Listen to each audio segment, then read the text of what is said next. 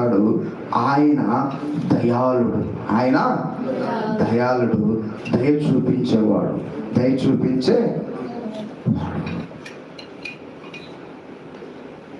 ఒక పిల్లవాడిని ఆ తల్లి చెప్పిన మాట లేదని కొట్టాలనుకుంది.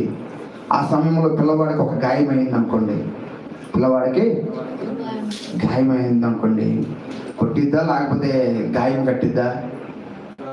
ఏం చేసేది? గాయం కట్టి శిక్షించాలనుకుంటుంది. ఆ సమయంలో ఆ గాయము చూసి ఆ గాయాన్ని కట్టి. ఈరోజు మన జీవితంలో కూడా ప్రతి మనిషి చేసే పొరపాట్లు, దేవునికి దూరం అవ్వటం, ఆయన నిన్ను గద్దించడానికి ఆయన చూస్తూ ఉన్నప్పుడు ఆయన నీ గాయాన్ని చూసి, లేకపోతే నీ బాధను చూసి, నీ రోగమును చూసి, నీ అప్పును చూసి, నీ ఇబ్బందులను చూసి